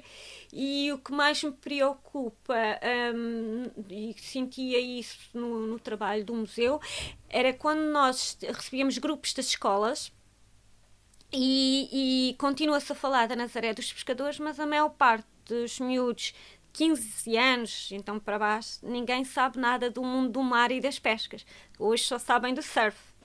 Mas antes do fenómeno das ondas, eu sou quase contemporânea, quando vim para a Nazaré, foi quando veio o McNamara também, pronto. Mas não lembro das primeiras atividades que fizemos, chamava-se do foquinho à mochila, que era para perceberem que antes os pescadores usavam o foquinho. O foquinho, para quem não sabe, é uma espécie de uma lancheira muito típica aqui da Nazaré que os pescadores levavam para lá está, há uns anos atrás não era necessário explicar o que era um foquinho. Hoje já é preciso. Não é?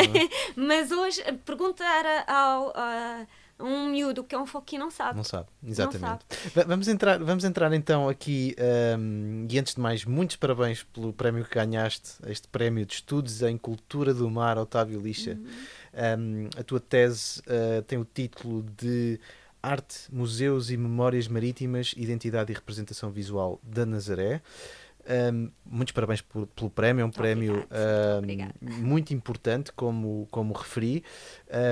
Resumidamente, o que é que esta tese trata? Conseguimos ser sintéticos?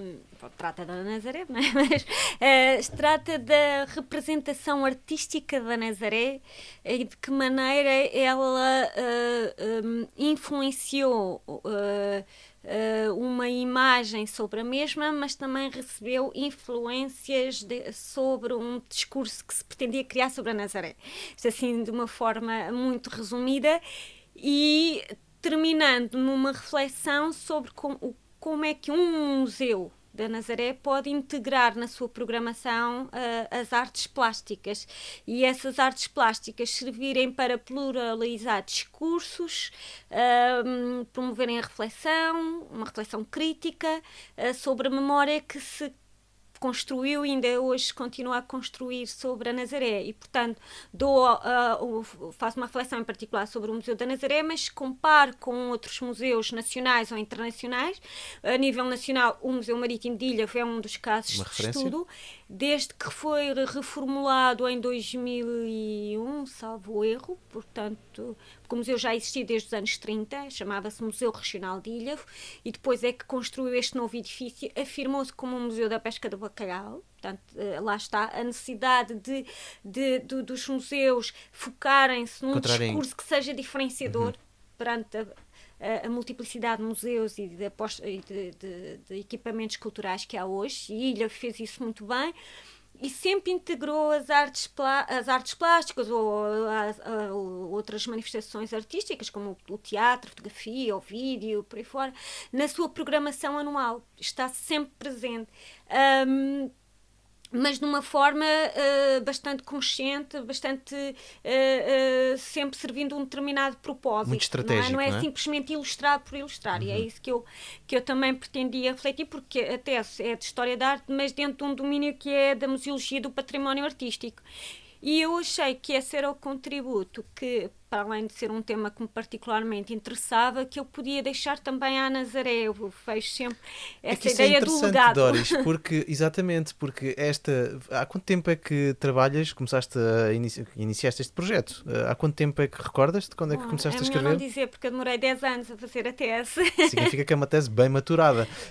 Sim. Mas de facto, agora, olhando para trás, retrospectivamente, e no momento em que és distinguida com este prémio, quase que parece mesmo uma espécie de testamento que tu deixas e de indicações, de recomendações que tu deixas para aquilo que pode ser um projeto museológico na Nazaré. Eu pensei quando era esse o teu objetivo?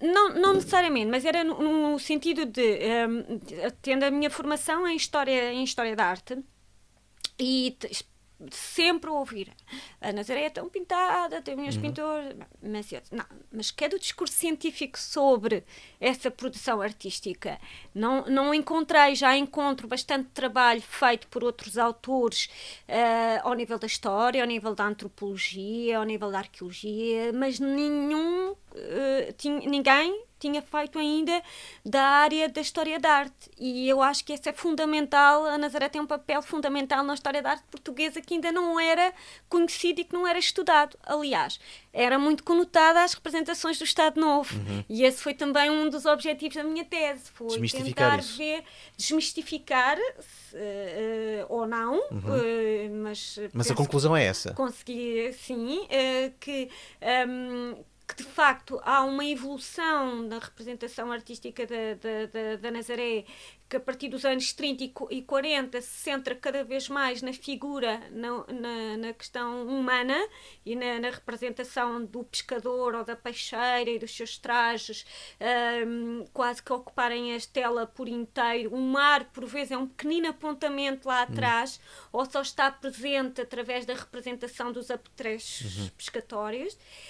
Mas nos finais do século XIX, princípios do século XX, temos já representações da Nazaré como paisagem ligada à pesca e ao mar. Portanto, há uma evolução nos anos 30 e 40 nessa representação, de centrar-se cada vez mais na figura, de facto, na figura humana e no folclore, e os artistas participam nessa construção, mas não começa com o Estado Novo. Pronto. Aliás, e isso é outra conclusão, a Nazaré foi um apelo estético para qualquer vertente artística. Nós temos autores como João Fragoso, que era escultor, e que tem uma fase que chama-se mesmo a fase mar, e que tem uma linguagem muito abstrata, e o museu tem uma obra dele que chama Mar de 74, ou Nazaré, que é como que se fosse a representação de da ondulação do mar fundindo-se com um milagre de Nossa Senhora da Nazaré. Portanto, há ali um simbolismo, mas ao nível de uma linguagem abstrata, não é figurativo, isto tem que ser explicado, claro. Não é qualquer pessoa que facilmente chega a essa mensagem. Como temos os pintores nitidamente do regime, ou os pintores académicos, ou os pintores naturalistas, ou os pintores realistas, como temos os artistas que são perseguidos politicamente, os neorrealistas, alguns que se refugiam aqui na Nazaré e que mostram esse lado negro na Nazaré que se queria esconder. Um deles é o Manuel Felipe, que tem obras numa fase que ele chama a fase negra, em que a Nazaré necessariamente figura. Tem um tríptico que é a tragédia marítima a Nazaré, e ele era professor, depois foi proibido de dar aulas e outras coisas, portanto foram perseguidos politicamente, porque faziam parte do tal grupo muito ligado também a uma política mais de esquerda, e vinham aqui, tinham um núcleo de influências, por algum motivo vieram aqui à Nazaré o Júlio Pomar, o Ferreira da Silva, a Maria Lamas, por exemplo, que é como agora também introduzindo aqui um fator feminino, não é? Que também fica bem politicamente correto hoje. A Maria Lamas dedica um livro que é As Mulheres no Meu País, não é? Que é um livro que ela foi presa e tudo. E ela tem um capítulo sobre as mulheres do mar, entre as quais as da Nazaré. E não é tanto a fotografia em si que ela, pela fotografia em si que há propriamente uma conotação crítica, mas pelas legendas que ela faz sobre essas fotografias. Uma fotografia de uma jovem de 15 anos, em que ela poderia simplesmente ser uma nazarena alegre, como nós vimos noutros livros do Regime e do Estado Novo, e ela não faz uma descrição, uma jovem rapariga que sabe o que o futuro espera, as dificuldades da peste, portanto, aponta uma perspectiva de futuro difícil e árduo, com uma mulher, uma jovem que rapidamente se teve de transformar em mulher adulta, não é? Mas clarifica-me uma coisa, a tua tese assentou apenas em pintura ou também baseaste na fotografia? Tem sobretudo nas artes plásticas, pintura, desenho, tem um capítulo de fotografia, mas, por exemplo, a fotografia dava por si só uma tese. Decidi, por opção, não incluir o cinema porque era outra tese. Portanto, eu queria realmente explorar áreas que ainda não estavam tão exploradas, que era a parte mais da pintura. Quantas obras analisaste? Tens noção? Muitas, e esse foi outro problema, por isso é que demorei 10 anos. É muito material. Não, 10 anos foi porque estava a trabalhar e a estudar ao mesmo tempo, e era nas horas vagas, e depois metes outros projetos pelo meio, depois paras, depois voltas, inscreves, voltamos a reinscrever, até que no último ano, antes de entregar a tese, disse, não, agora tenho que terminar e fechar-me. Foi antes do Covid, tive um ano confinada a escrever, como eu costumo dizer. Mas não, uma das dificuldades maiores da tese foi essa mesmo, foi perante um número elevado de obras, ter que selecionar apenas algumas e a partir daí criar um discurso também, uma reflexão. Esta é a minha reflexão, mas outros autores, outros investigadores podem fazer outras, escolher outras obras. Faz parte da ciência. Portanto, aquelas obras que são referidas na tese não é que sejam as melhores ou sejam as piores ou que sejam as únicas, não, há imenso. Qual foi o critério então? Critério, ao nível, sobretudo obras de patentes em museus ou de conhecimento público, porque se fosse então para o domínio privado, era ao nível da fotografia, que é ainda mais exigente. Foi um conceito que agora se usa, que é a fotografia pública impressa, ou seja, apenas a fotografia que era pública e impressa, e perceberem em que periódicos, em que meios de imprensa circulou nos roteiros turísticos, e que autores é que figuravam, e acabei por selecionar apenas um, por isso é um ou dois, ou o Álvaro Laborinho, dos primeiros, o Artur Pastor, porque ele faz um álbum que é um iconográfico da Nazaré, que é o álbum Nazaré 1958, não é? E depois, por exemplo, o Eduardo Gageiro, que faz uma fotografia de uma nazarena a puxar a alar a rede da Arte Jávega, que ele conta que, graças a essa fotografia, assim como outras, mais tarde veio a ser pela PIDE. Portanto, são alguns fotógrafos-chave que eu tive que selecionar. No caso da fotografia, nem sequer foste para a Cartier-Bresson, para o Mutter. Sim, não, depois não também falo dos estrangeiros. Sim, também. E ao Kubrick. Não, Kubrick. E agora posso adiantar, porque entretanto fui também convidada para a edição da tese, portanto a tese a partir de irá ser editar. E a grande dificuldade é que quase não vai figurar imagem nenhuma. É impossível por causa dos direitos, não é? É complicado, não é? É muito difícil, portanto ao nível académico eu pude fazer e incluir, mas ao nível de edição em papel já não é assim, portanto é impensável, não se consegue pagar uma fotografia do Stanley Kubrick, do Henri Cartier-Bresson e tantos outros fotógrafos que aqui vieram à Nazaré, que é uma pena. Quando é que será publicado? Podemos adiantar alguma data? Em janeiro. Muito bem, ficamos à espera então. Sim. Mas nesse caso eu gostava de fazer ainda uma pergunta que é, em termos genéricos, quais são as grandes conclusões que tu chegas com a tua tese, com a tua reflexão? Ou seja, pronto, portanto, é a ideia de que era um pouco aquilo que eu tenho estado a dizer, que há uma evolução na representação artística da Nazaré, que uma das primeiras imagens que se criou é baseada no milagre de Nossa Senhora da Nazaré, é uma das primeiras imagens que circula, imagem de marca. Depois há a fase da Nazaré dos pescadores, que vem desde os finais do século XIX e depois que ganha uma componente mais folclórica nos anos 40 e 50, mas que também uma Nazaré que conseguiu atrair pintores de todas as correntes artísticas e de todas as nacionalidades, porque logo nos anos 30 nós temos aqui vários artistas estrangeiros que diziam que a Nazaré era o paraíso dos artistas, e portanto temos várias referências. E esse é um grande desafio que eu não consegui completamente concluir, que era conseguir seguir o rastro dessas obras, qual foi a influência que esses artistas tiveram na representação da Nazaré para o exterior, quando levavam as suas obras e faziam exposições no estrangeiro, que imagem, e isso não consegui em todos os casos, tentei fazê-lo, mas não consegui. E hoje está-se a criar uma nova imagem da Nazaré, que é a imagem, uma nova iconografia baseada na perspectiva da onda sobre o Forte. E, portanto, eu chego, embora não tenha sido esse o objetivo, mas senti necessidade de introduzir a contemporaneidade para mostrar como já há alguns autores que, de facto, estão a trabalhar nessa representação. É o caso do ceramista Mário Reis, que é das Caldas da Rainha, não é? E que, após ter feito uma exposição aqui na Nazaré, com as suas gaivotas e a sua representação da onda e do surf, portanto, tem tido uma grande projeção.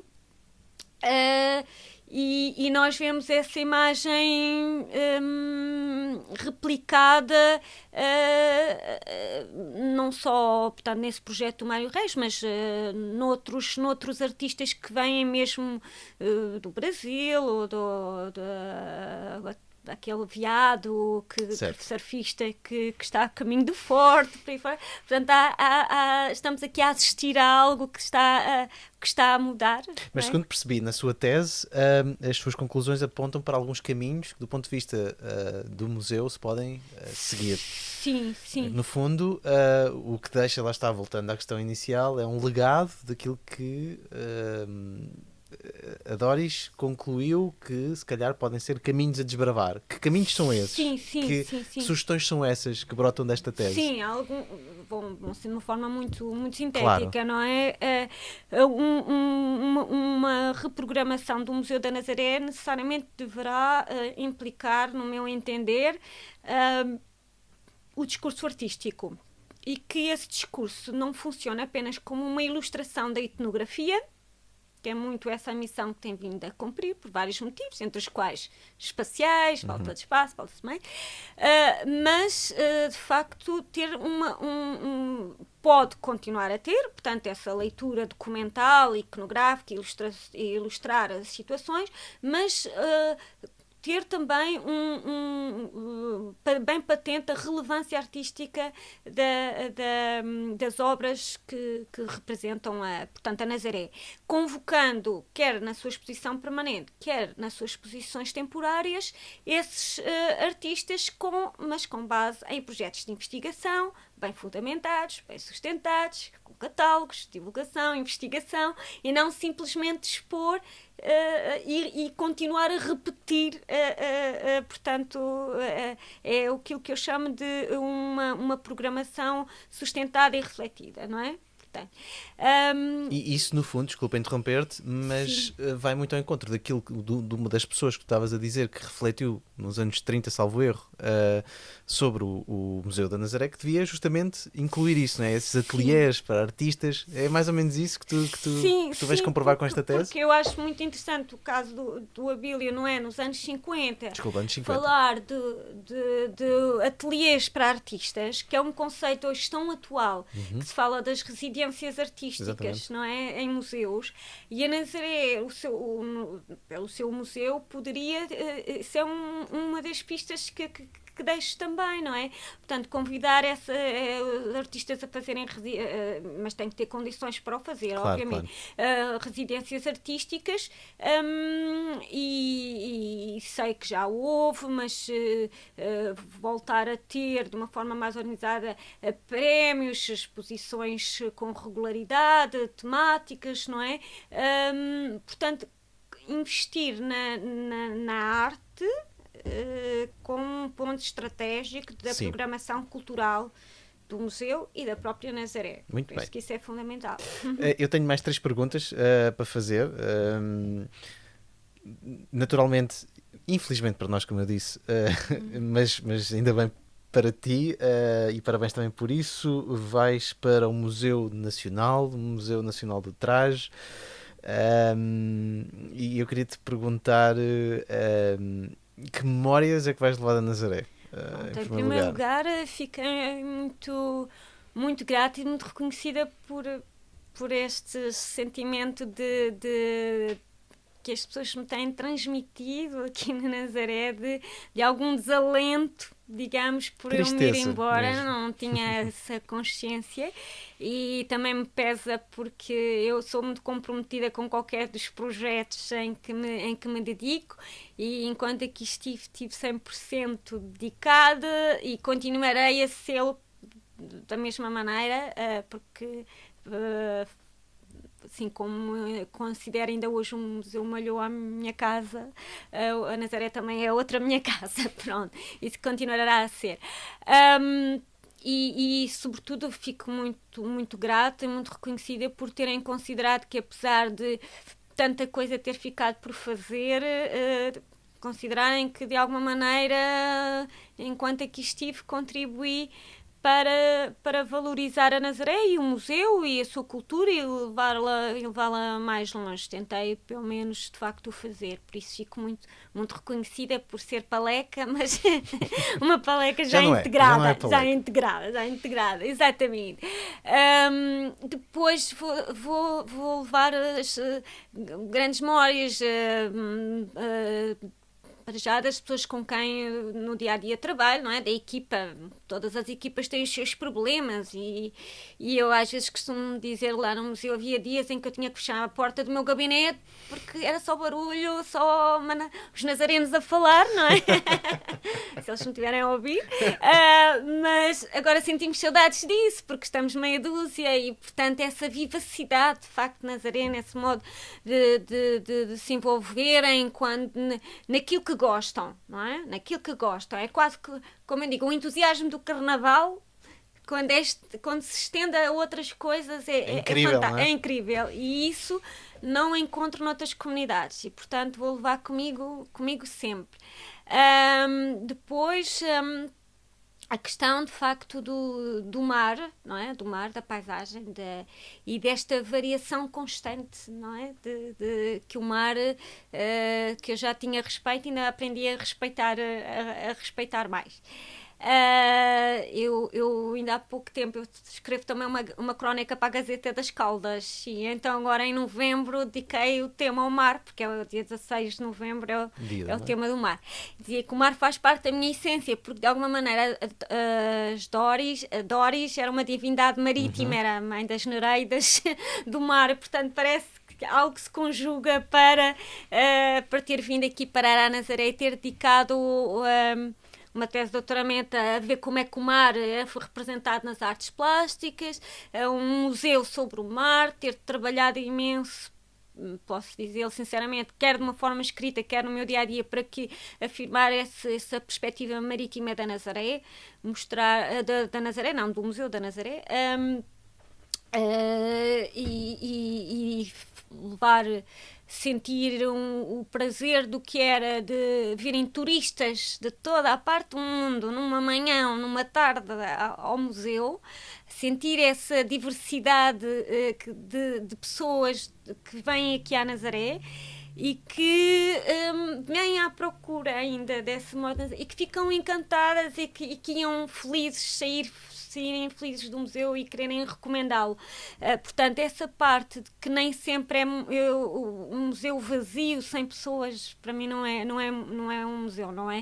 E essa componente é outra que eu levo também como uma boa memória da Nazaré e do seu museu, é ver aquelas salinhas apertadas de gente, todas as falando várias línguas e assim levarem uma imagem de Portugal através daqui da Nazaré.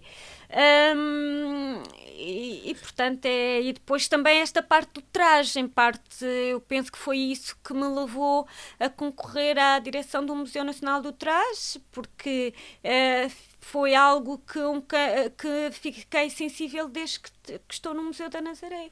Portanto, eu percebi que o traje é uma componente fundamental da coleção. Quando foi reunida essa coleção, sobretudo nos anos 70 e 80, muitas peças, algumas peças foram compradas já pelo museu, mas muitas foram doadas, ou seja, as pessoas doavam com naturalidade. Eu lá faço outra vez o papel de chata, como dizem, ando sempre a pedir, não quero dar isto ao museu, não quero dar este avental ao museu, não quero dar esta blusa ao museu, porque hoje não há esse não, eu compreendo, porque se sente ao nível, tem um valor afetivo e familiar de hoje, começa a ser mais raro, não é? Portanto, essa doação que foi tão frequente nos anos 70 e 80 tem vindo a diminuir. E eu costumo dizer que cada vez que uma destas senhoras que ainda se veste no dia-a-dia com a saia de roda, cada vez que uma delas desaparece, morre, é um património que desaparece. Não é? Porque não é só o traje, é um modo de vestir, é o que ela representa, não é? Precisamente. E portanto, foi isso um dos motivos também que me sensibilizou a concorrer à direção do Museu Nacional do Traje, embora seja um museu de outra escala, que tenha outros objetivos, que o traje não é propriamente este traje dito mais popular, não no sentido depreciativo, mas, portanto, ali tem também uma componente de uma coleção de traje popular, mas, sobretudo, a grande área da coleção é de um traje burguês e nobre, desde os séculos XVII e XVIII, mas perceber que o traje dá para nós explorarmos, do ponto de vista dos museus, toda uma série de temáticas que ainda hoje são muito atuais, desde o que é o vestir, os códigos de vestuário, hoje muito as linguagens como afirmação, como ocultação, como proibição. Em termos semióticos é riquíssimo. Portanto, e é por aí, sobretudo, que o meu projeto, pelo menos o apresentei, espero conseguir vir a implementar, não tanto do ponto de vista apenas histórico, do estudo das peças, mas sobretudo trazer aquelas peças para a atualidade e de que maneira elas nos vão permitir refletir sobre o nosso mundo atual. Muito bem. Doris Santos está de partida do Museu Dr. Joaquim Manso na Nazaré para assumir um papel de destaque na direção, vocês chamam coordenação? certo? Sim. Coordenação do Museu Nacional do Traje. Eu acho que posso falar em nome de toda a comunidade nazarena quando digo que vamos ter saudades tuas. Vou ter saudades de Nazaré. O museu, de facto, com a tua direção e apesar de todas as dificuldades e obstáculos que são reconhecidos por todos, a verdade é que durante a tua direção, e isto é um sentimento meu, mas acho que esteve mais perto da população do que nunca. A tua criatividade, a forma como tu realmente conseguiste, tu e a tua equipa naturalmente, mas liderada por ti, conseguiram realmente organizar eventos que foram muito relevantes para a população e que a população não, acho que dificilmente se esquecerá, e esses eventos que acabaram por aproximar ainda mais a comunidade do museu nas condições que nós sabemos que são complexas. Eu acho que foi algo exemplar. E portanto Isto é difícil de responder. Não é para responder. Não é de muito bem com os elogios, mas fico muito, sobretudo depois deste período, e como digo, de algumas dificuldades que temos tido, e portanto eu deixo uma mensagem de esperança para a população em geral e em particular para as pessoas que continuam a trabalhar no museu, porque elas sabem que eu até ao fim digo que vai acontecer, vamos ter um Museu da Nazaré que almejamos, e sentir que de facto essa ideia de penso que apesar de tudo, não é? Se vai conseguir continuar a trabalhar com a comunidade, este legado ficou. Como eu digo, tentámos que não fosse apenas projetos pontuais, mas que ficasse sobretudo o registro, e daqui a uns anos, quando houver condições para efetivamente se ter um museu que Nazaré deve ter, há informação no museu que nos permite quem cá estiver trabalhar, porque não se perdeu essa informação, porque a Nazaré está agora sim a mudar muito rapidamente. Portanto, se nos anos 50 já sentia isso, agora sim, está mesmo muito rapidamente. Eu estive aqui uma década e senti uma mudança radical, e infelizmente que eu e a nossa equipa aqui do museu entrevistámos pessoas que hoje já não estão connosco e tentámos registar essa informação. Uma delas que eu me marco sempre, que vou levar sempre comigo, é o Sr. António Luís Júnior, que era construtor naval, que fui várias horas com o Emílio, falar com ele, depois fizemos um filme com o apoio da Câmara Municipal, e que de um momento para o outro a sua oficina é fechada e agora é um sítio onde se fazem pranchas de surf. Portanto, mostra que há uma nova Nazaré que de facto emergiu. Mas nós tentámos pelo menos registar essa década de mudança. Não foi só isso, mas de qualquer das maneiras acho que em nome da Nazaré posso... eu sei que isto é um bocado presunçoso, mas muito obrigado, Doris, pelo trabalho que fizeste. Boa sorte para o Museu Nacional do Traje. E eu espero, lanço o desafio, de podermos um dia falar só sobre o traje da Nazaré. Talvez no Lumiar, não sei, mas é um desafio que eu te deixo já. Sim, depois quero lá uma representação em peso da Nazaré sem dúvida que traz. no Museu Nacional de Traje, está bem? Muito obrigado, Doris. Obrigado eu pelo convite, pelas palavras.